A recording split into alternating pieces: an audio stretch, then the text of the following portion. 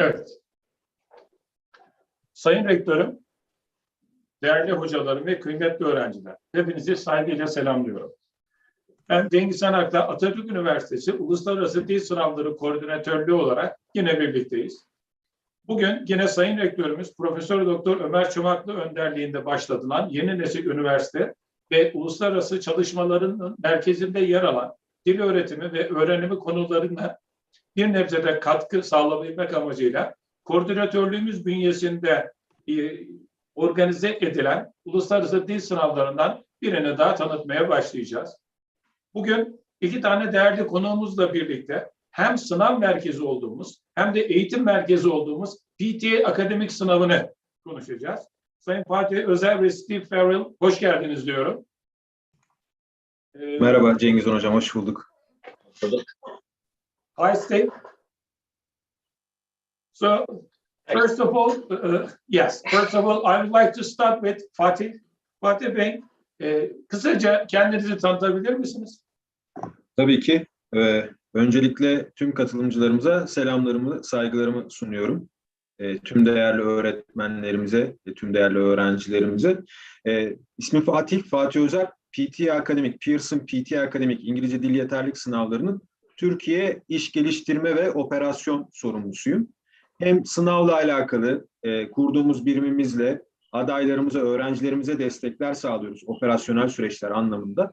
Hem de PTE akademik sınavını hem ülkemizde hem de tüm dünyada kurumlara ve kişilere daha hızlı bir şekilde yaymak adına iş geliştirme anlamında da çalışmalarımız oluyor. Çok teşekkürler. Okay, Steve, just a short introduction. Steve O'Farrell benim. Biraz Tarzanca konuşacağım sizle bugün. Pearson'la çalışıyorum. Türkiye'de 20 yıldan fazla yaşıyorum. Pearson'la 4. yıldayım. Ve ben Pearson için bu bölgenin PTE Master Trainer'ıyım. Yani öğretmenlere PTE eğitimleri nasıl PTE anlatılacak falan yapıyorum. Bu bölgedeyken Türkiye, Kuzey Kıbrıs, Orta Doğu, Güney Afrika bir de Kuzey Afrika. Yani bayağı bir bölgemiz var. Bu bölge ben PTE Master Trainer'ım, eğitmenim. Memnun oldum. Çok teşekkürler. Bugünkü programımızda evet birinci bölümde Fatih Bey ile ilgili PTE hakkında konuşacağız. İkinci bölümde de Steve O'Farrell'la. Fatih Bey ile başlamak istiyorum. Öncelikle Fatih Bey şöyle soracağım ben. Bir sürü uluslararası sınav var. İsimlerini burada zikretmemize gerek yok. PTE Akademik'te bunlardan bir tanesi. Bir aday olarak ben niye PTE'yi tercih etmeliyim? PTE'yi diğer sınavlardan, uluslararası sınavlardan farklılaştıran veya PTE'yi seçtiğimde bana avantaj sağlayacak neler var? Tabii hocam. Şöyle aslında çok güzel bir konuya değindiniz hocam giriş için. Şöyle ki PTE Akademik Türkiye'de yeni yayılmaya başlayan bir İngilizce dil yeterlilik sınavı. Bu yayılma hızı da siz de çok yakinen zaten biliyorsunuz ki son özellikle 2 senede kat be kat arttı, yükseldi belli başlı sebeplerden dolayı. Çünkü PTE Akademi'nin İngilizce dil yeterlilik sınavına, sınavı dünyasına getirdiği pek çok yenilik ve adaylara ve siz değerli öğretmenlerimize sunduğu pek çok avantaj bulunmakta.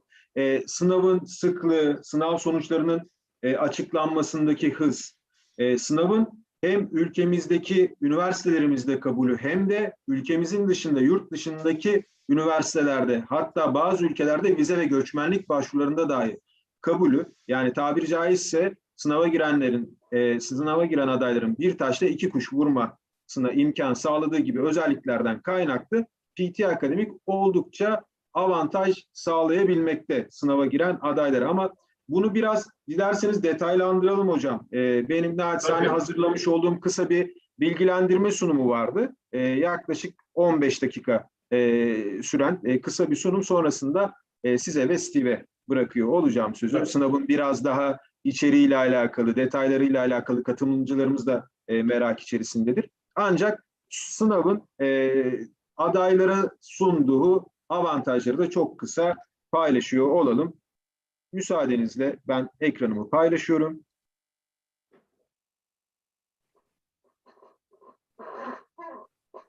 Bu arada sunum esnasında veya sonrasında Steve'in paylaşımları esnasında katılımcılarımızın akıllarına takılan bir soru olursa yazabilirler. Tüm sunumların bitiminde tüm soruları da yanıtlıyor olacağız memnuniyetle.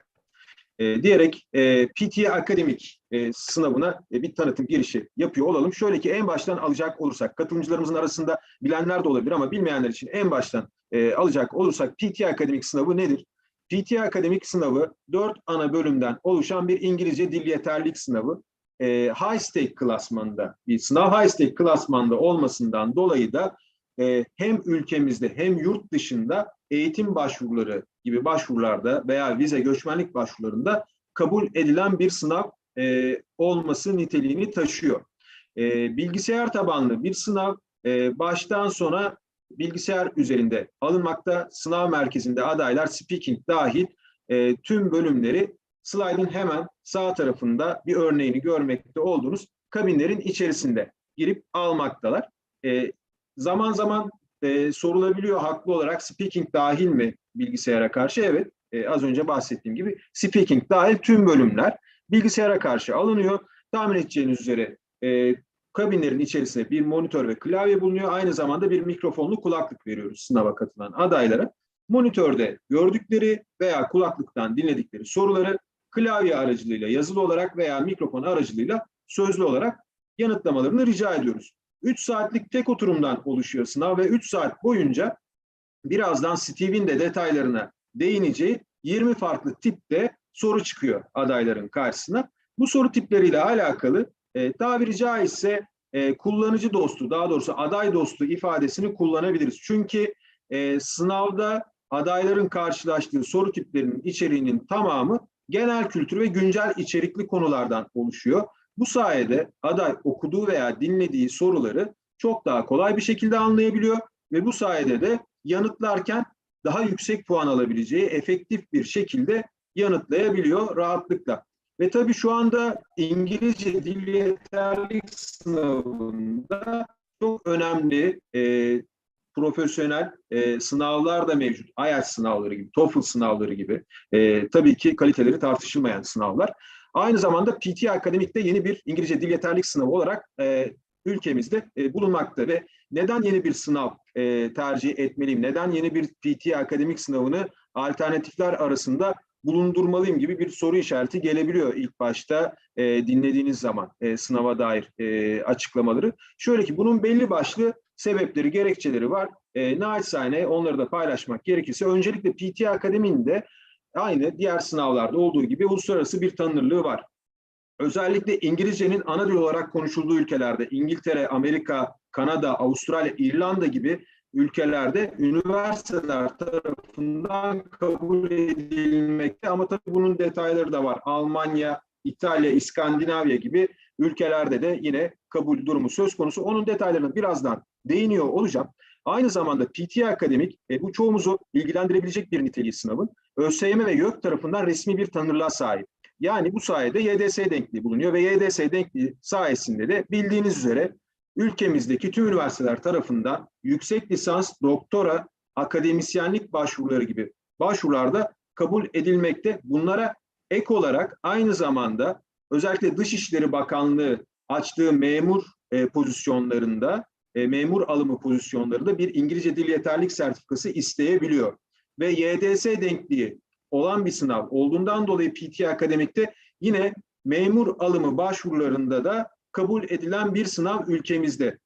Buna ek olarak belirtmek gerekirse aynı zamanda İngilizce hazırlık sınıfı atlamada üniversitelerde yine kabul edilen bir İngilizce dil yeterlilik sınavıdır PTE Akademik. Yani hem ülkemizde hem de ülkemizin dışında oldukça yaygın bir kabul ağına sahip bir sınav diyebiliriz.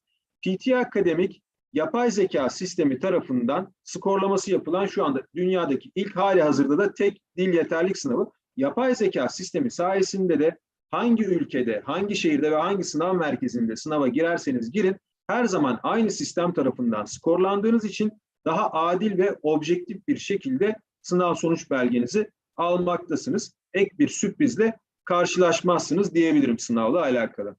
Sınavda tüm aksanlar tanımlı diyebilirim neredeyse. Dünya üzerindeki 156 ülkenin, bizim ülkemiz de dahil olmak üzere, aksanı tanımlı. Bu yüzden özellikle speaking ile alakalı yine gelen bir soru bu. Aksandan dolayı bir puan kaybı yaşamıyor adaylar. Sadece gramer kurallarına uygun cümleler kurmaları yeterli. Kendi aksanıyla akıcı bir şekilde, gramer kurallarına uygun bir şekilde İngilizce konuşabiliyor. Dediğim gibi aksandan dolayı puan kaybı yaşanmıyor sınavda. Sınavla alakalı Türkiye'de, ülkemizde hızlı bir şekilde yayılmasının temel sebeplerinden biri de hızlı bir şekilde adayları hem sınav alabilmemiz hem de sınav sonucu alabilmemiz. Şöyle detaylandırmak gerekirse adaylar sınava 24 saat kalana kadar kayıt olabilmekte ve haftanın her günü sınav oturumu düzenlenmekte tüm Türkiye'de. Tüm Türkiye'de şu an pandemi koşullarına bağlı olarak günde ortalama 8 sınav oturumu düzenleniyor ve şu anda da Erzurum Atatürk Üniversitesi'ndeki sınav merkezimizde de Cengiz Han hocamızın koordinatörlüğünü yürüttüğü sınav merkezimizde de şu anda haftada bir sınav Perşembe günleri her hafta düzenlenmeye devam etmekte. Ancak pandemi sonrasında tabii ki normalleşme sürecine umuyorum en kısa sürede girdiğimiz zaman tekrar bu sınav oturumu sayısı arttırılıyor olacaktır. Tüm sınav merkezlerimizde Erzurum Atatürk Üniversitesi sınav merkezi de dahil olmak üzere. Ve ilave olarak sınava girdikten sonra ortalama 30 saat içerisinde alabilmekte adaylar sınav sonuç belgelerini. Bu da özellikle aciliyet içeren bir durum söz konusuysa veya adaylar birden fazla defa sınava girmeleri gerektiğini düşünüyorlarsa önemli bir avantaj sağlıyor diyebilirim. Sınav merkezleriyle alakalı bizim için en önemli olan noktalardan biri de adayların sınav salonundaki rahatları ve konforları. Yani konfor ve rahatlarından kastım adayların full konsantre bir şekilde dikkatlerinin dağılmayacağı bir ortamda sınavları alabilmeleri. Bu sebepten kabin sistemleri uygulaması yapılmakta tüm sınav salonlarında. Adaylar sınavları kabinlerin içerisinde, ses izolasyonu yapılmış bir kabinin içinde almakta. Maksimumda sınav oturumu kapasitemiz 6 kişilik sınav salonlarından oluşmakta. Bu pandemi sürecinde yeni gerçekleştirdiğimiz bir tedbir. Sosyal mesafe kurallarına uymak amaçlı yaptığımız bir şey. Yani adaylar aralarında ortalama 2-2,5 metre mesafe kalacak şekilde oturabiliyorlar. Bu sayede hem sosyal mesafe kurallarına uygun bir ortamda sınava girmiş oluyorlar hem de diğer adaylar tarafından rahatsız olmayacakları bir şekilde sınavlarını almış oluyorlar. Bizler PTE Akademik Türkiye ekibi olarak aynı zamanda adaylara hem sınav öncesi hem de sınav sonrası sorularına, taleplerine ilişkin destek olmak amaçlı kendi aday destek birimimizi kurduk. iletisim@pearson.com mail adresimize yazan tüm adaylara aynı gün içerisinde sorularına veya taleplerine ilişkin dönüşler sağlıyoruz. Hiçbir adayı yanıtsız bırakmıyoruz. Sınavla alakalı pek çok avantaj bulunuyor. Tabii sınava yönelik çalışma materyalleri temin etmezsek, adaylarımızın hizmetine sunmazsak bu avantajlar da çok anlam ifade etmiyor tabii doğal olarak. Bu anlamda bizler pek çok sınav hazırlık kaynağı da hazırladık, paylaşmaktayız internet ortamında da adaylarla web sayfalarımız üzerinden. Bu hazırlık kaynakları sadece ücretli kaynaklardan oluşmuyor. Aynı zamanda ücretsiz olarak da kapsamlı bir şekilde adayların sınava hazırlanmaları mümkün. Herhangi bir ücret ödemeyecekleri pek çok temin edilebilen kaynak bulunmakta. Bunları yine Cengiz Han hocamızla veya PTE Akademik Türkiye aday destek birimiyle iletişime geçmeniz durumunda sizlerle memnuniyetle paylaşıyor oluruz bu kaynakların web linklerini. Sınavın ücreti bir nebze de olsa diğer sınavlara göre daha uygun diyebilirim. PTE Akademik sınavının ücreti ülkemizde 1200 Türk Lirası. Bu slaytta örnek bir sınav sonuç belgesini görmektesiniz. PTE Akademik'te puanlar minimum 10, maksimum 90 puan aralığında skorlanmakta.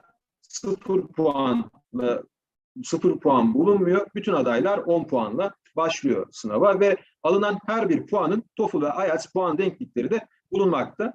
Bu ekranda görmekte olduğunuz bir TOEFL, IELTS ve PTE puan denklik tablosudur. Biraz küçük olabilir, tablo uzun olduğundan biraz okumakta zorluk çekebilirsiniz. Yine bize PTE Akademik Türkiye ekibine ve Cengiz Han hocamıza ulaştığınız takdirde bu tablonun full versiyonunu da yine sizlerle memnuniyetle paylaşıyor oluruz. Ülkemizde üniversitelerden bir örnek paylaşmak isterim sizlerle bu arada. İngilizce hazırlık sınıfı muafiyeti PTE'nin en sık alınma sebeplerinden biri ülkemizde. Bununla alakalı bir muafiyet kabul puan listemiz mevcut PTE Akademik'te. Bu kabul puan listesinin sadece bir kısmı. Türkiye'de, ülkemizde 3 üniversite haricinde tüm üniversiteler kabul etmekte İngilizce hazırlık atlamada PTE Akademi. Bilkent, Boğaziçi ve Yeditepe üniversiteleri hariç diğer tüm üniversitelerimiz kabul ediyor ve kabul puanları üniversitelerin genellikle 55 veya 60 puan. Yani 60 puan aldığınız takdirde PTE Akademik'ten İngilizce hazırlık sınıfı atlamada üniversitelerimizin %80'i tarafından kabul alabilmektesiniz. Ama tabii bazı istisnai kurumlarda 60 puan üzerini talep edebilmekteler. Bu tamamen kurumun kendi Yabancılar Yüksekokul Kurul kararıyla alınıyor kabul puanları. Örnek vermek gerekirse Koç Üniversitesi 67 puanla, İzmir Katip Çelebi Üniversitesi 67 puanla kabul edebiliyor hazırlık atlama puanı olarak. Ve PTE Akademi'nin çok kısa diğer sınavlarla, TOEFL ve IELTS sınavlarıyla karşılaştırmasını yapmak gerekirse belli başlı özellikler çıkıyor karşımıza. Bunlardan bir tanesi sınava kayıt süreci. PTE Akademik'te 24 saat kalana kadar sınava kayıt olabilmektesiniz.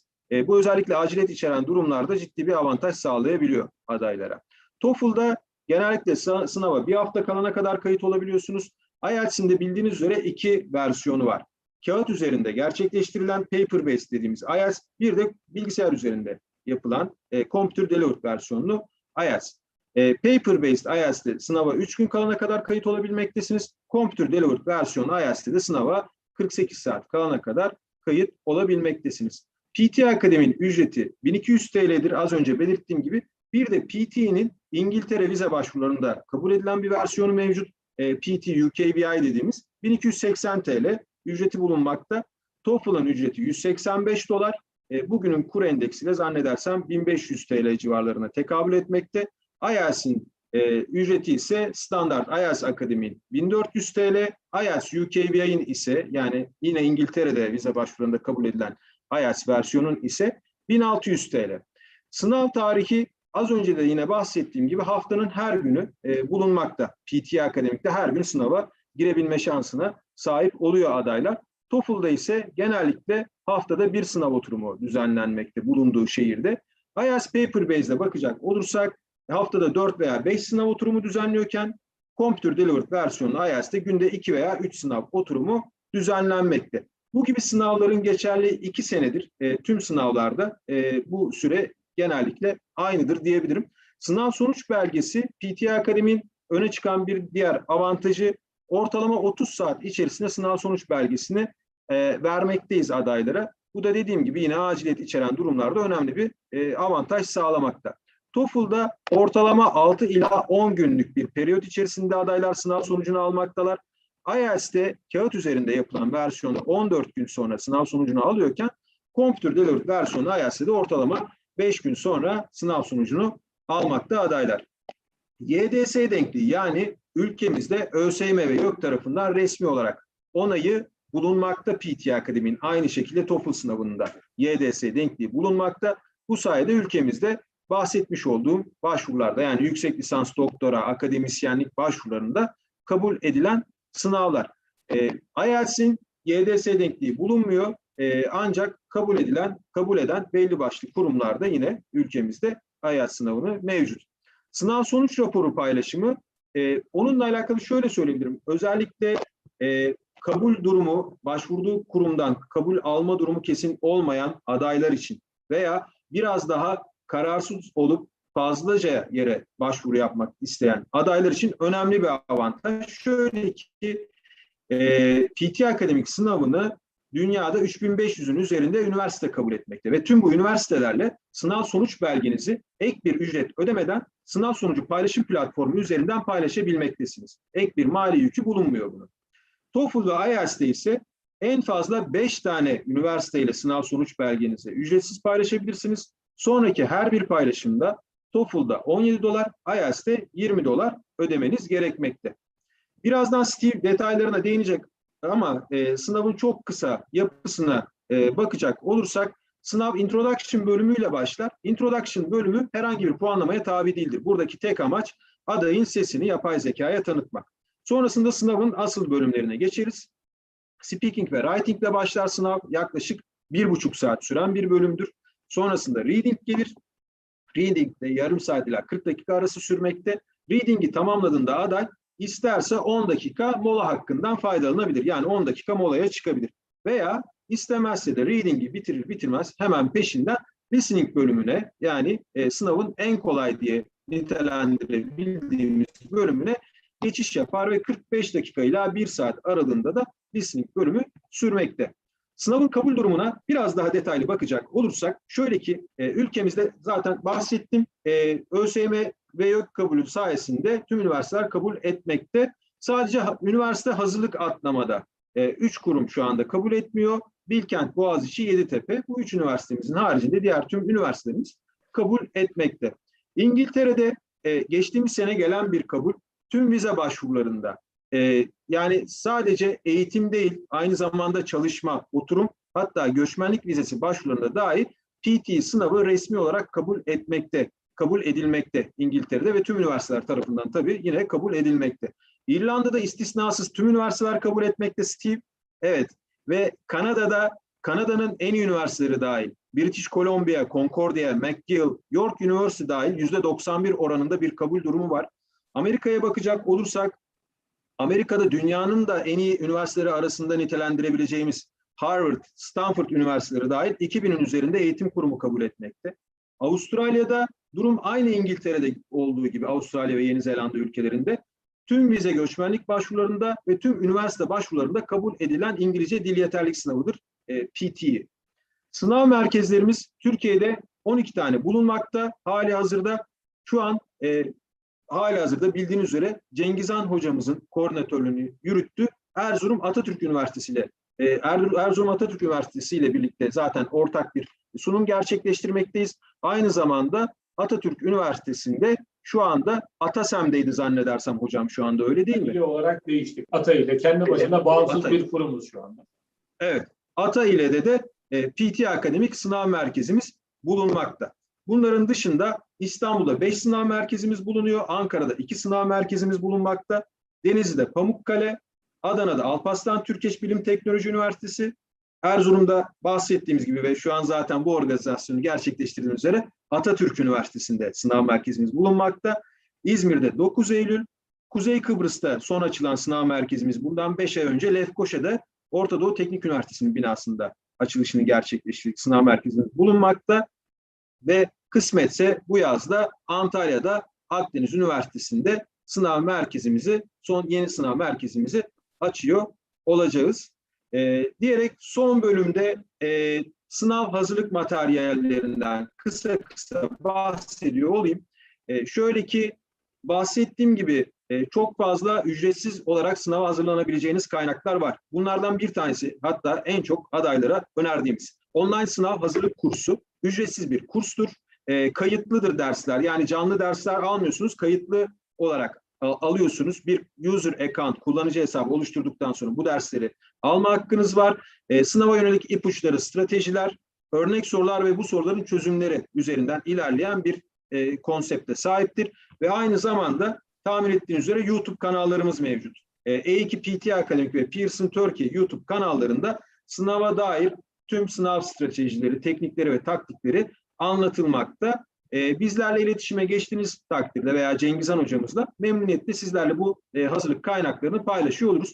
Sınıf içi hazırlığa yönelik ve bireysel hazırlanmaya yönelik de aynı zamanda basılı yayınlarımız, kitaplarımız mevcuttur. PTE Expert kitapları sınıf içi hazırlanmaya uygundur. Bireysel hazırlanmalar için de PTE Official Guide to PTE Academic ve Practice Test Plus kitaplarımız yine faydalanabileceğiniz basılı yayınlarımızda. Skorlanabilen deneme sınavı bizim yine önerdiğimiz kaynaklardan biri.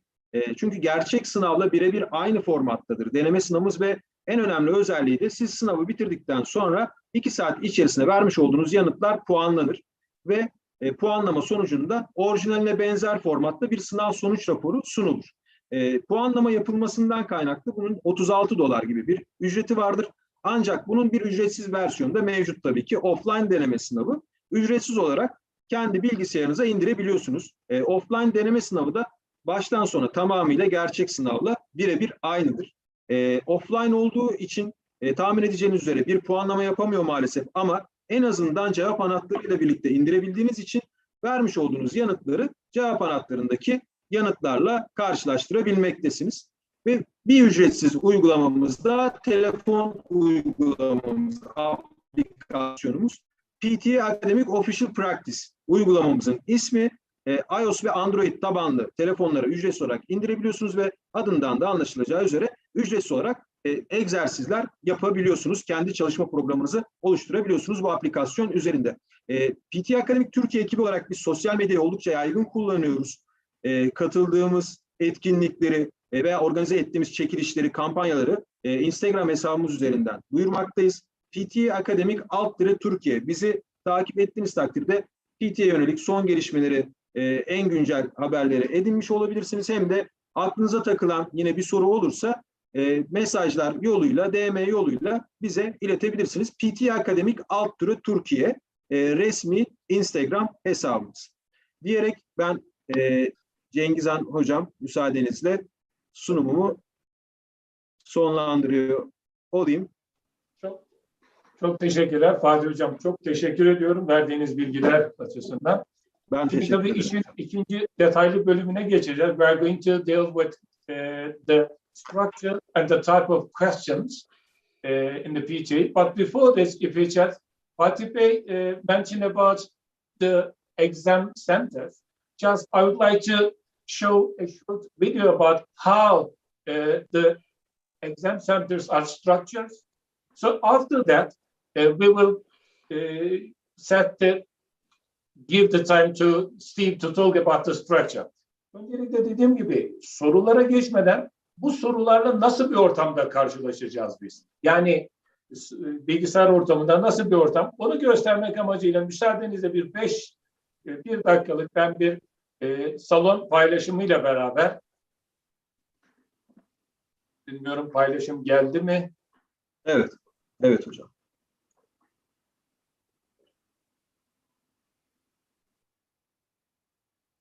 Şu anda evet bizim Atatürk Üniversitesi sınav merkezini görüyoruz.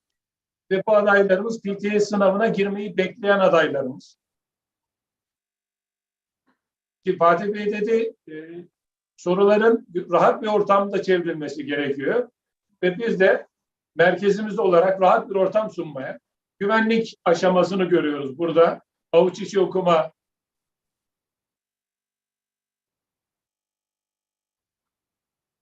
kimlik kontrolü, avuç içi okuma ve son dönemde COVID'den bize kalan sağlık kontrollerimiz.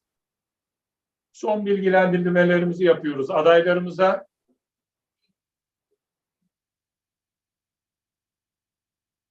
Dediğimiz gibi adaylarımız makinelerinin başına oturdular. Ses yalıtımlı kabinler halinde sınavlarını devam ettiriyorlar. Ve tüm aday ayrı kamera ve ses sistemiyle denetleniyor.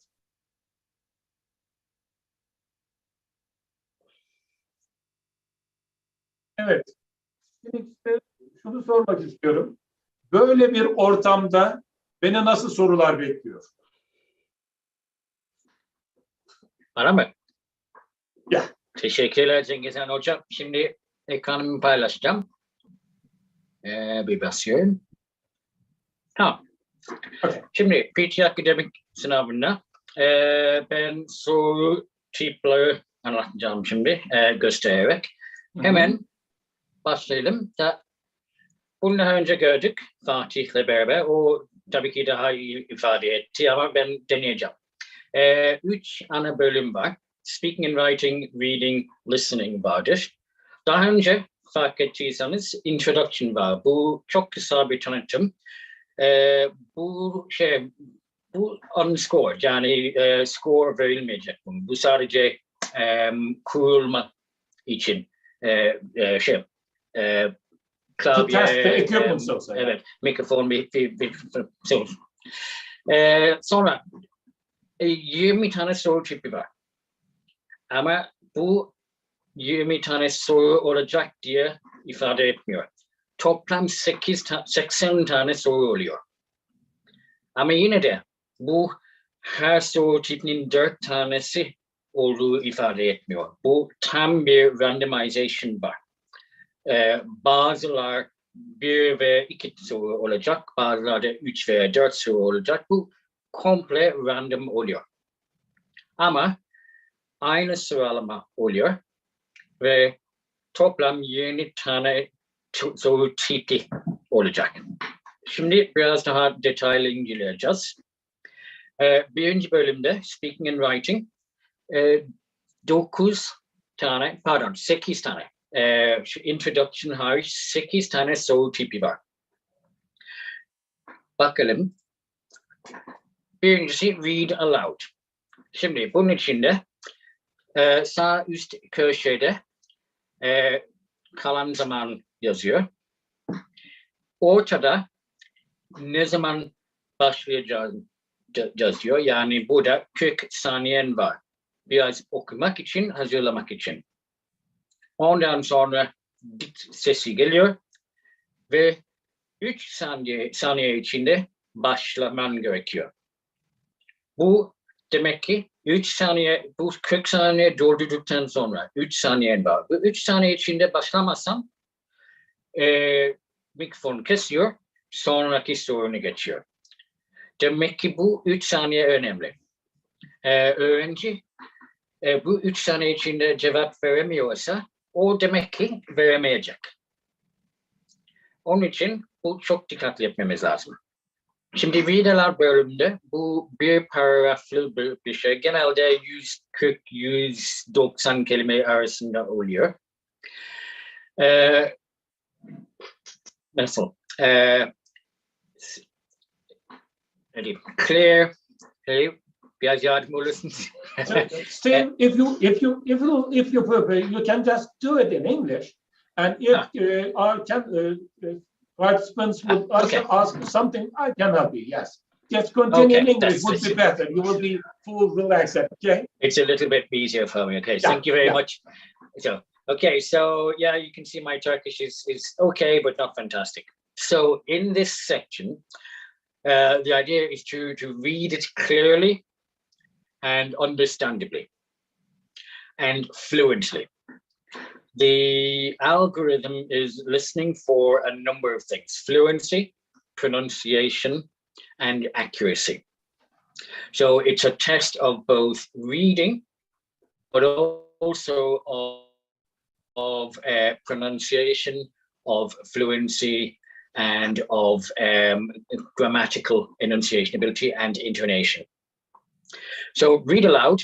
There are 6 or 7 questions. So remember, it's one question type, but 6 or 7 questions will be in there. This is due to the randomization. The next item is repeat sentence. So in this one, they will hear a sentence, and then within the 3 seconds, they must begin to repeat the sentence. This doesn't mean they have to complete it in 3 seconds. It means they need to start within 3 seconds.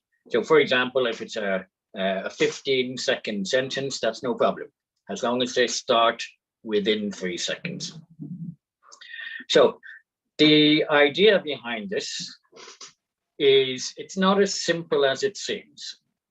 Okay, it's about the brain processing language. So for example, an A1 student can hear an A1 level sentence and repeat it, no problem. But an A1 student can listen to a example B2 sentence, and it becomes much more difficult to repeat the sentence exactly as they heard it, because there is a whole processing thing going on. We are not parrots. We don't simply hear something and regurgitate. So this is an extremely important part of the test. There will be 10 to 12 of this question type. Again, based on the randomization. Next item type is to describe an image. So what you'll see in this instance, an image of Africa with some color codes denoting where different species of gorilla reside. And the participant must look at this. They will have 25 seconds, as you can see in the right-hand side, to think about the question. And then they will have 40 seconds to describe what they see in the image. So it'll be something like, in the continent of Africa, the yellow section denotes Western lowland gorillas, and they can continue. They can also extrapolate and say there's a much wider spread of the Western lowland gorillas than there is Eastern lowland gorillas. There may be a bigger population, the sort of things that we can infer from that information. So it might be an image like this. It could be a graph or a chart. There's a variety of different item types or image types that they will be asked to describe. And there will be 6 to 7 of this question type. So remember, we've now done 3 question types, but something like about 20 of the questions. Retell a lecture. So in this one, you will hear a lecture. It's usually somewhere between 70 and 90 seconds. So it's not a full lecture. It's generally no more than a few paragraphs, but note-taking becomes crucial at this section. So in the exam, they are not just allowed to take notes, they are encouraged or even urged to take notes. This is something that we do when we train the teachers. We explain to them that students must learn the skill of note-taking. This is why it's PTE academic. It's a test of their academic skills, not just their level of English. So in this section, they will listen to the lecture, and then they need to retell it in their own words. So in other words, imagine your friend couldn't come to the lecture, and you're going to your friend afterwards, and you need to explain what happened in the lecture. So there are between 3 and 4 items in this one. So this, again, one question type, but 3 or 4 attempts at different questions in it. Answer a short question. So a short question is something like the example I usually show. What part of the body does a cardiologist deal with? A simple question. It obviously requires a certain amount of general knowledge and a little bit of an academic general knowledge. This is what we need to do when we're training students. We use the right kind of courseware to give them a sufficient academic vocabulary in order to deal with a question like this. Usually one word answer is enough, 1 or a few words. So for example, in that question, heart is enough of an answer. That's it, that's full marks for the word heart. Once again, pronunciation is also crucial. And there will be between 10 and 12 of this question type. Summarize written text. This time it is the writing part. So they will have a written text up to 300 words in total. And they will need to summarize it in 1 sentence. So for this one, they need to be able to write complex sentences, to use joining words, and so on. There is a word limit. I'm not sure if it says there, but usually it's about 70 words. Now, for 1 sentence, that shouldn't be a problem. They can also copy and paste from the text down, but obviously, in order to get it into 1 sentence, it won't be pure copy and paste. They'll need to be able to construct their own sentence. And there will be 2 to 3 of this question type. Write an essay. This seems scary, but it's not as scary. The essays are, as you can see in this example, 200 to 300 words. So that is no more than 2 paragraphs generally. In this one, they've got a topic, a prompt. They have 20 minutes total to plan, write, and also to revise their essay. It says 200 to 300 words. On the bottom left, you can see the words are being counted. Now, in this one, word count is extremely important. They will lose marks for going above or below the word count. For going very high above or extremely low below, they will lose all of the marks. So there's a scoring criteria available which tells you exactly how many words they can go out by in order to lose only some of the marks or all of the marks. So word count is extremely important here. And in general, for this one, we say less is more, quality over quantity. So they need to be able to write concisely and accurately in this section. And there will either be 1 or 2 essay types. So when you think about that, that is either 20 minutes or 40 minutes for this item type. So this is where the randomization in the other question types comes in. The total test will still have 80 questions and take about 3 hours in total. So that was speaking writing. Next up comes reading. We have 5 item types here, and it is 30 to 35 minutes.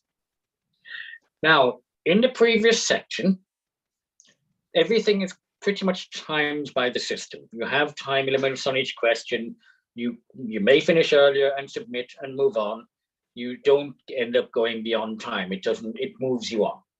But when we come to this section and the listening section, time management becomes very important.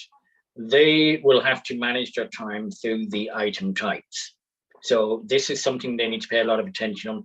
We look at this in detail in the training, in the master training. Yeah. So let's take a quick look through and start with fill in the blanks. And this is pretty straightforward for the internet generation. It is a drop and choose, drop down menu.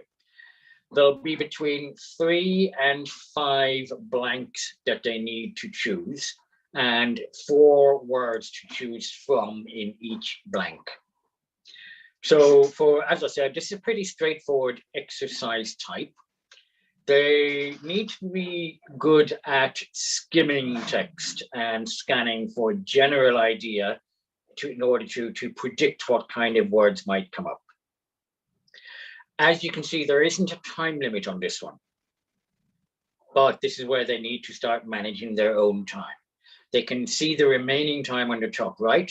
In this instance, 11 minutes and 30 seconds left in this section of the text. So they have the clock counting, they can see what's happening, but they must manage their own time. And there will be 5 or 6 of this question type. Next one is multiple choice, multiple answers. Now there's 2 things happening here, because later we'll have multiple choice, single answer. And it's very important that students learn the difference in these item types. It tells us in the question, in the top right, you can see it says you will need to select more than 1 response. We don't know how many. There'll be between 5 and 7 available responses, and between 2 and 6 of them will need to be chosen, but we don't know. We don't know how many. So one of the recommended tips here is read the responses quickly, the possible responses, then skim through the text, then come back to the responses. There are a number of tips that we can give you when we do the training. But most importantly is this is one where they can lose marks. If they decide, I'm going to just choose all of these, and the right ones will obviously be in there, unfortunately, any that are wrong will lose a mark. So if they choose 4 questions and 3 of them are correct, they will get 2 marks. So that's something that we need to make sure they know. So this is one of the few question types where marks can be lost. Reorder paragraph So in this instance, there are 5 sentences of a paragraph in incorrect order. They need to carry them across to the right-hand box and set them into the correct order. Paragraph structure is what they need to learn in order to do this question type. As you can see, there are a number of arrows. They can move them back to the opening box, back out of the target box anytime, or back in. And also on the right-hand side, they can rearrange the sentences in the target box. So, and you'll have 2 or 3 of this particular item type.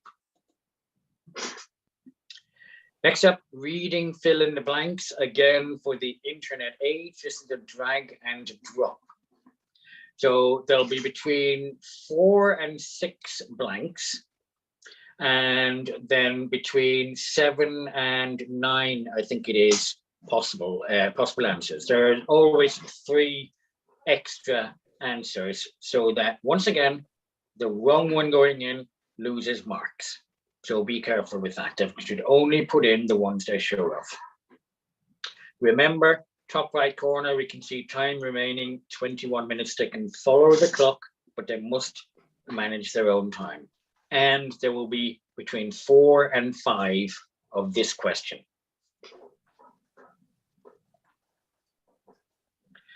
Now, as I mentioned already, this time multiple choice single answer, 1 answer only. So they do not have the option of pressing more than 1 answer. So they've got to select the correct one.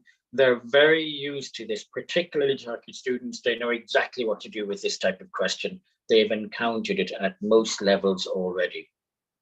This is one of the few, I think Cengiz Hoca might correct me, but I think it's 5 in total, all or nothing questions. This is one where it's either full marks or 0 marks. So be careful on that one. And there will be between 2 and 3 of this question type. I think that we have 5 true, false, and all the others are partially credited questions. That's it. So as we just said there, so it's 5 questions that are all or nothing, and the rest of them all have a gradation of marks, so that they can get some marks or more or all. So listening. Now, between the reading part we've just seen and the listening part that we're now about to look at, there is an optional 10-minute break. Yeah. So just to clarify on this, they can decide not to take the break and just continue. They will still have the exact same allotted time. They don't get an extra 10 minutes just because they didn't take the break. If they take the break and they come back in 5 minutes, it's still exactly the same. They don't get an extra 5 minutes for the time they didn't take. If they take 15 minutes for the break, they start to lose time. That 5 minutes is going to come out of this because the overall time is capped. So that's important to remember. They need to be careful to come back on time. So now we got 8 more item types to check. Starting with summarize a spoken text. Now this is similar to the retell a lecture one that we saw earlier, except that this time they've got to write it down. So they're going to hear the spoken text. They'll have 10 minutes to finish the task. They can finish early. Remember, we are still managing our own time in this section as well. So they'll hear a short lecture. And again, this is one where note-taking is going to be crucial. Generally, it's advised that as they hear it, they take notes and try to type in as well, because they can always come back and edit it. They have copy and paste functions. They have a limit, 50 to 70 words in this example. Again, in the bottom left, you can see total word count is being counted for them. The word limits are strict, not below 50, not above 70. Remember, if they exceed either way by a little amount, they will lose marks. If they exceed by too much, they will lose all the marks. And they will have 2 to 3 of this item type. And the listening itself is between 60 and 90 seconds. So it's not too long. Another example of multiple choice, multiple answer. 2 or 3 of this question type. this time they're going to listen to a paragraph or two between 40 and 90 seconds and choose the answers. Again, on the top right, you can see you will need to select more than one response. So they are told how much, they're told that it's not a single choice. There'll be between 5 and 7 to choose from, and between 2 and 6 correct answers. So not 1 and not 7. Remember, if they choose one that's wrong, they lose a mark. So this is one, again, they need to be sure of their answer before putting them in. So fill in the blanks. This time they are typing in the word, so spelling becomes a factor here. Now, spelling can be US English or UK English. Either will be accepted as long as they're consistent within a question.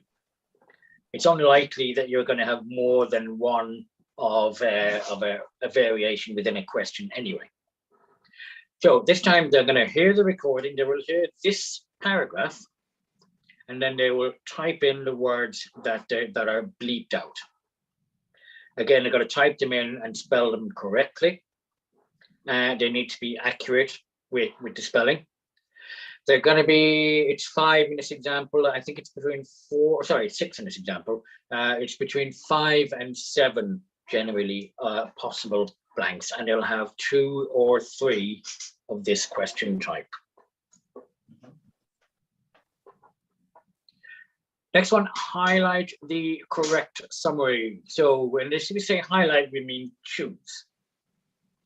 So in this one, they're going to have 2 or 3 questions. They'll be between 30 and 90 seconds each.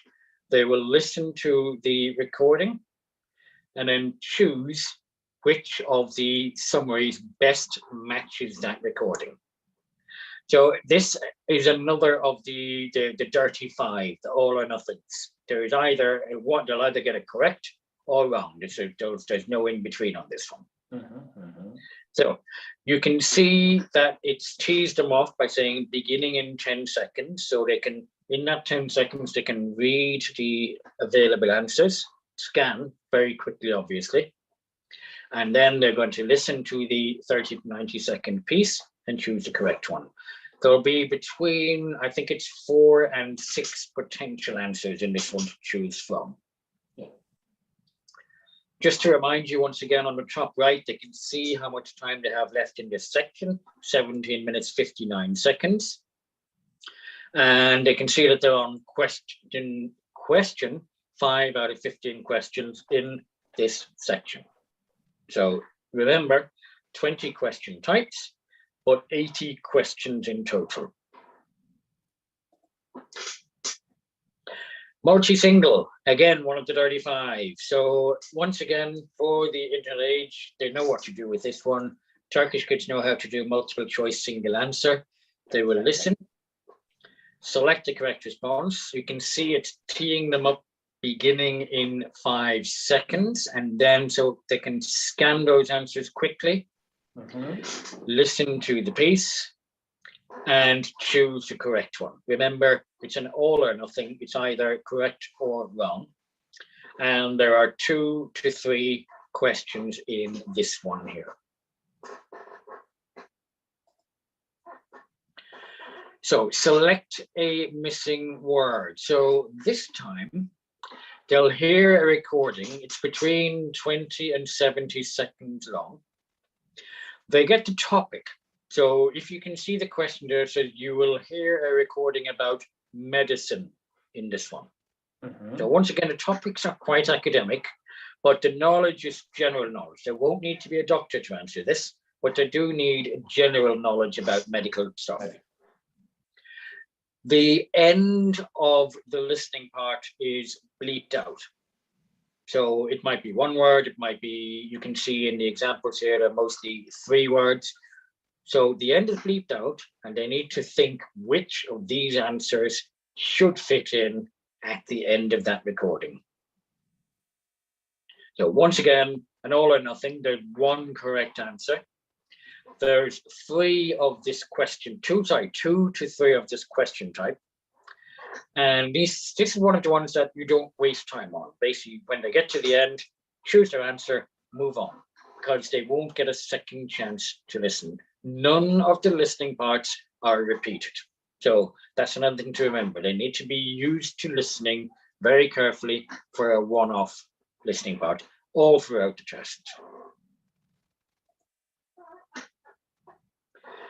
Incorrect words. So 2 to 3 of this question, and they're going to hear a recording between 50 and 50 seconds, and they can see the transcript. But in the transcript, some of the words are wrong. I think it's between 3 and 5 incorrect words in the transcript. So they're going to listen carefully, and they will click on the word. So they could click on any words in here, but they need to listen and click on these specific words that are wrong in the recording. Once again, think multiple choice, multiple answer. If you click on the wrong words, you will lose marks. So they need to be certain when they click it. This is another one that you don't wait around at the end, because you can't listen again. It's very unlikely that after the end you'll be able to see it. So they need to be focusing as they listen, select their words, move on. This is an important part of the time management. And our final item type, write from dictation. So in this one, 3 or 4 of this question, the recording is between 3 and 5 seconds. So it's only about a sentence that they need to listen and type. So they've got to type it in exactly as they hear it. They will need basic pronunciation, unlikely to need advanced pronunciation. For example, exclamation marks are not likely, but a question mark is very possible. Full stops and commas are very possible. Capital letters obviously are important. The spelling, once again, spelling is important, but remember US or UK, but be consistent. If they start with the US, continue with US. Likewise, if they start with UK, continue with UK. You can see the word count, although to be honest, it's not very relevant here in that it will be the number of words that you hear. You will hear it only once. The best way to do this is for them to listen out for keywords in a sentence, use their notepad, and make sure they catch the keywords and they can predict and fill in what the other words are. So once again, an A1 student listening to an A1 sentence will be fine. But when it becomes a B1 sentence, they will struggle. And that's the way the test scores. That's the way the test learns students' levels. So that brings us to all of the item types. So if I just show a quick look at the training resources, as Fatih has already mentioned, on the website, we have a huge amount of resources for training.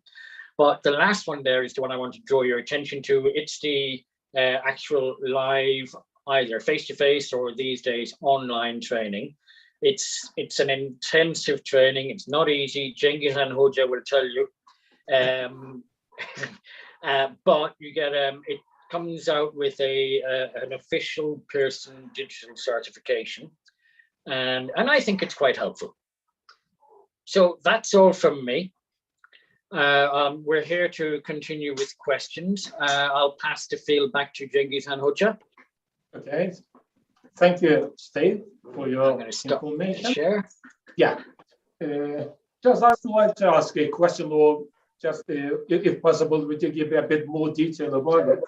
When I just look at the question types, the first one is reading and writing, second one reading and listening. I'm sure that most of Turkish students, Turkish candidates won't be a problem in reading part. They are so familiar these types of questions, yes? And also most other international exams have these types of reading questions. But I think that what makes PTE a bit different is the question type in speaking and writing part, where they read a lot and then retell lecture, makes PTE a bit different from other international exams. And I think that our students or candidates may have problem with read aloud part, and maybe with the not read aloud part, maybe repeat sentence and retell lecture would be a bit difficult for them. Would you give a bit more, say that techniques or information about how to be ready, how to prepare for this type of questions? Okay, it's basically the most fundamental thing is practice, practice, practice. So, I mean, we have the exam type samples are available. They're available on the website. Also, when we do the training, I supply them as well. We have the scoring criteria, so we can study what's being looked for in these questions. And we have tips and strategies for them. So it's all about practice, and it's about learning tips and strategies to deal with these questions. So, for example, with read aloud, you have a few seconds at the beginning to read the passage first, so to try and internalize it, and then you need to try and read. And there's just quite a lot of criteria in here. So, for example, you need to try and read at a natural pace, and this is something you've got to practice. Not too slow, not too fast. The intonation needs to be quite natural. You need to read it as though you're really speaking to a person who is listening to something that you're actually really saying. It shouldn't be robotic. When you're reading, you need to read it exactly as it's written, and we should not come back and repeat parts. So now, this is when you're reading at something that is your correct level, this is easy to do. When it's higher than your level, then it's a struggle. But remember, that's part of what the exam is testing. It is testing your level. So if a B2 student comes across a B2 item, they should be able to read through it without too much hesitation and without repetition. If they then get a C2 question, yes, they're going to struggle, but that's fine. The test will then measure them as being at B2 level. So that's the read aloud. The repeat sentence, it follows the same logic in that at some point a sentence is going to be above the student's level, and this will simply be counted as the measurement of their level. This is something that I go into a lot more detail with in our training session, as Cengiz and Hoca will remember, when I start speaking Irish to you. Yeah, exactly. But it is, as we mentioned before, it works on how the brain processes language, that we are not parrots. We don't simply hear something and regurgitate it. We actually have to process it before we can reproduce it. And that's where it starts to measure the language level of the student. Okay. And also maybe one of the things I'd like to add is that in Turkey, the students mainly deal with grammar, and they focus on grammar. And I think it would be better to inform that this test is not, PTE Academic or the Internet, is not testing your grammar. It is testing your use of English or can-do statement, whether you can use this language or not. Knowing the grammar rules doesn't mean that you can use it. Yeah. The thing to remember here is we don't just take our students and parachute them into the PTE test without training. Yeah, they need to train to do this test. It is academic in nature, and it does test their academic skills as much as their language skills. The reason is the PTE test is designed for universities abroad as well as in Turkey, so that they can trust that the students who can get a level in this test are academically at that level, and that they can come to a university and cope at that level in an academic environment. So it requires training. It's not about doing a general English course book and then showing your English. Native speakers struggle with this exam if they don't have the academic skills as well. Okay. And also, I would like to say something that, yes, before taking the test, all the candidates must be prepared to question types. Yes. Yeah. Well, And also, if they want to do well, yes, of course. yeah. And also the second thing is, if it's a computer-based test, as we have watched the video about the test center, I think that the candidates must be prepared for the atmosphere. The thing is that they have to use headphones during the exam. So, so let me headphones, something like this. So I would certainly advise the candidates that if you be prepared to use a huge headphones for 3 hours. So while they're preparing, they should use those type of headphones similar to the one that they are going to use during the exam. Yes, what do you say about this one? Absolutely, it's a good tip. If they can replicate the exam conditions in any way possible, find a silent room with nobody around, use the headphones, use a screen, etc. Anything that replicates the conditions is common sense that would be good preparation. Thank you. Fatih Hocam, sizden var mı eklemek istediğiniz bir şey? Soruya bakıyorum, yok pek fazla. Yani eklemek istediğim hocam son bir güncellemeyi paylaşmak isterim bizi dinleyen değerli izleyicilerimizle, izleyenlerle. Şöyle 17 Mayıs'a kadar alınan kararla birlikte 17 Mayıs'a kadar tüm sınavlarımızı durdurduk. 17 Mayıs'tan sonra tekrar tüm sınav merkezlerimiz aktif bir şekilde sınav oturumlarını devam ettirecek. İlk başta söylemeyi planladığım bir şeydi. Bu çok önemli bir güncelleme. Çünkü bize de ulaşan çokça öğrenciler, adaylar oluyor. Sorabiliyorlar bu soruyu. Bu şekilde sadece hani yeni bir güncel bilgi paylaşmak isterim sizlerle. Evet, bu arada tabii ben yeri gelmişken tekrar Steve'e bir konuda daha teşekkür etmek isterim.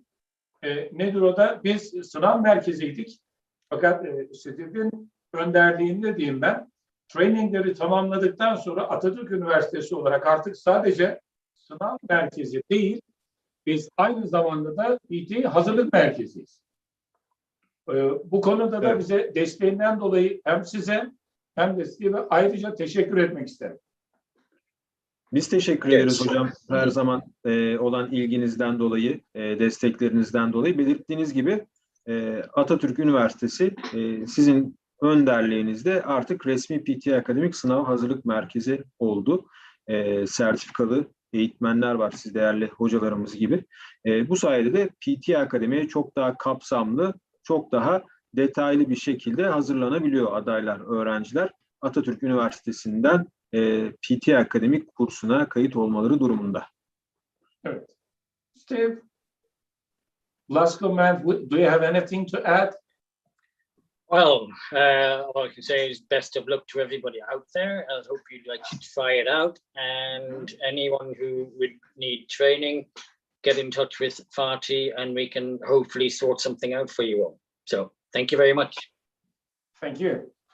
Evet, sayın katılımcılar, ben de programlarınıza katılarak PTE Akademi konusunda verdikleri bilgilerden ötürü Steve O'Farrell'a ve Fatih Özer'e çok teşekkür ediyorum. Ve bir daha detaylı veya belki her bir bölümünü 1 saat ayırdığımız bir programla ileride özellikle bizim Türk adayların zorluk çekecekleri bölümlerin üzerinde örnek soru tiplerini de burada tekrar paylaşarak, örnek soru tipleri üzerinde de görüşerek şu pandemi ortamı geçtikten sonra da inşallah yüz yüze sizleri Erzurum'da ağırlayarak, Atatürk Üniversitesi'nde ağırlayarak daha sıcak bir ortamda bir program yapmak isteriz. Katılımınızdan dolayı teşekkür ediyorum. Biz teşekkür ederiz hocam. Hem ilginizden dolayı her zaman hem de göstermiş olduğunuz profesyonellikten dolayı bizim için büyük bir onurdur, şereftir sizin düzenlediğiniz her organizasyona dahil olmak. Belirttiğiniz gibi umarım pandemiden sonra bir araya gelme imkanımız olur tüm PTE Akademik'le alakalı katılımcılarla.